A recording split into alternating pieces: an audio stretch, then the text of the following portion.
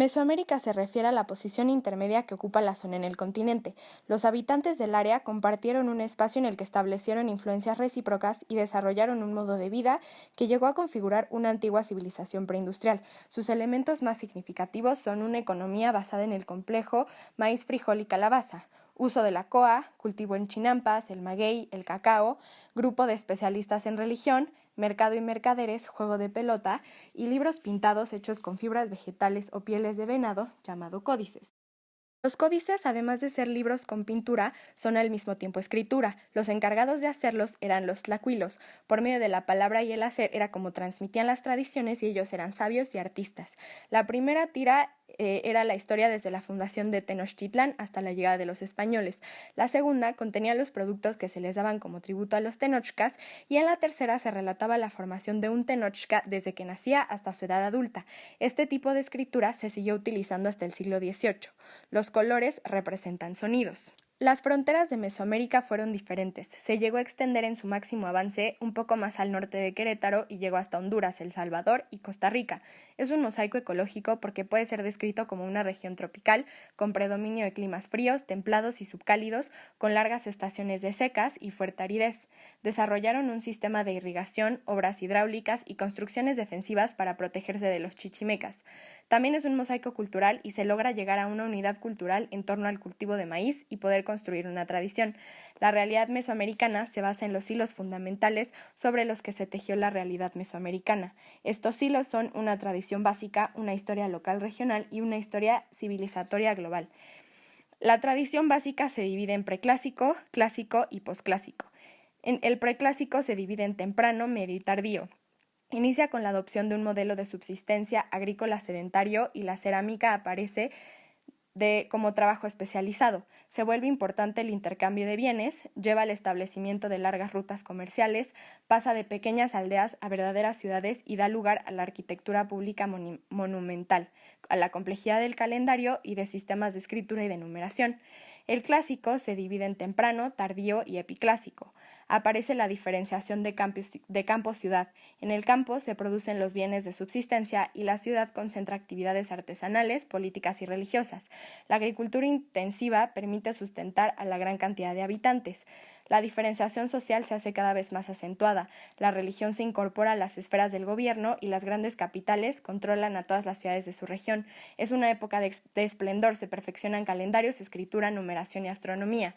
Al final de esta etapa, las grandes capitales declinan y se colapsan. Las causas no son claras. El epiclásico es un periodo de transición entre el clásico y el posclásico, y en este fue donde se fusionaron pueblos de diversas etnias y culturas.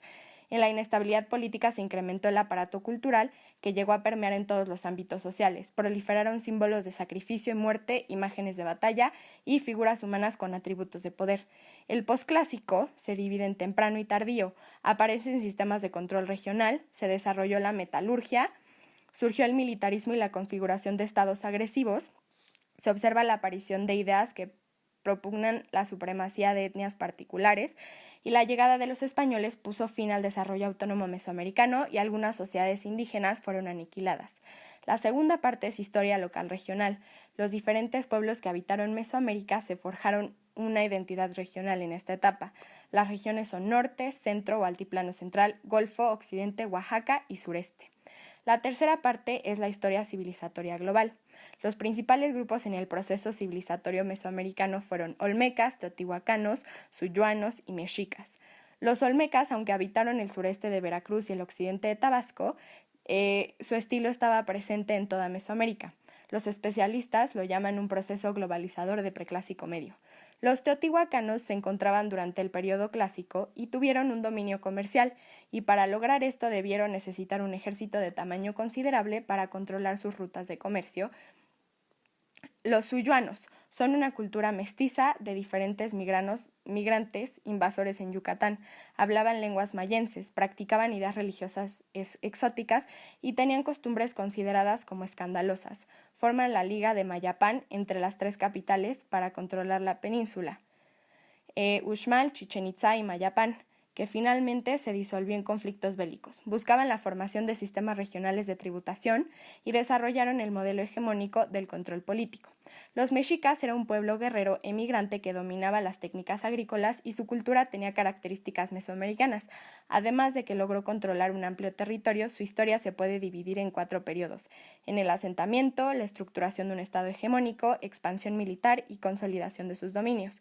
En el asentamiento se asentaron en una zona insular del lago de Texcoco y su subordinación al poder de los tepanecas de Azcapotzalco. Los mexicas salieron huyendo del dominio azteca bajo la protección de Huitzilopochtli. Viajaban en grupos llamados calpulis. Al final llegaron a las proximidades del lago de Texcoco y fundaron su hogar en el islote del lago. Debido al difícil terreno de su ciudad, tuvieron que deambular para conseguir materiales para la construcción. Formaron alianzas muy inestables y se asentaron en el islote como tributarios de Azcapotzalco y dividieron a México Tenochtitlan en 4 barrios donde se instalaría el Alpultin, que son guías de los calpulis. En desacuerdo con las divisiones, se fueron al norte y fundaron. Los que estaban en desacuerdo con las divisiones se fueron al norte y formaron México Tlatelolco. Recibieron a su primer tlatoani y gobernante y gracias a las alianzas mejoró la situación política. La segunda etapa es la estructuración del estado hegemónico. Los mexicas quedaron en malos términos con el sucesor del señor de Azcapotzalco y se inició una guerra, y gracias a las alianzas de los tenochcas con los de Texcoco lograron derrotar a los tepanecas y nace la alianza Texcoco, Tlacopan y México Tenochtitlan. Las funciones eran vigilar la seguridad, fomentar la ayuda mutua e incorporar estados a formar parte de la coalición. La tercera etapa es la expansión militar. Los dominios políticos y comerciales de la Triple Alianza se extendieron de costa a costa. La cuarta etapa es la consolidación de sus dominios, hasta su derrota frente a los españoles. Moctezuma dirigió la consolidación de las conquistas anteriores y la unificación de la población asentada en el islote. Se debilitó la alianza a causa de la supremacía mexica. La sumisión se daba de forma pacífica o por medio de armas. Las ciudades sometidas estaban obligadas a pagar tributo y dar libre paso y auxiliar a los ejércitos. La oposición extrema se les imponía. Un gobernador se arrasaba con la población.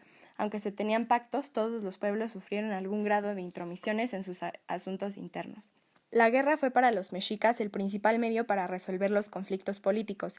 El propósito central del expansionismo fue el beneficio tributario, acceso a recursos naturales y control de los mercados importantes. A los conquistadores se les sumaron los pueblos hostilizados que buscaban liberarse de la gran carga, además de evitar las condiciones inestables e inseguras en las que vivían. La dominación española no hubiera podido por sí sola acabar con una civilización.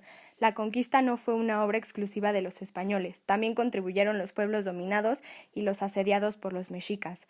La grandeza de las civilizaciones mesoamericanas se debieron a su forma de organización social. El hundimiento de Tenochtitlán no puede ser comprendido sin las alianzas de los españoles con algunos de los pueblos sojuzgados. La institucionalización de la violencia genera tarde o temprano revueltas y destrucciones.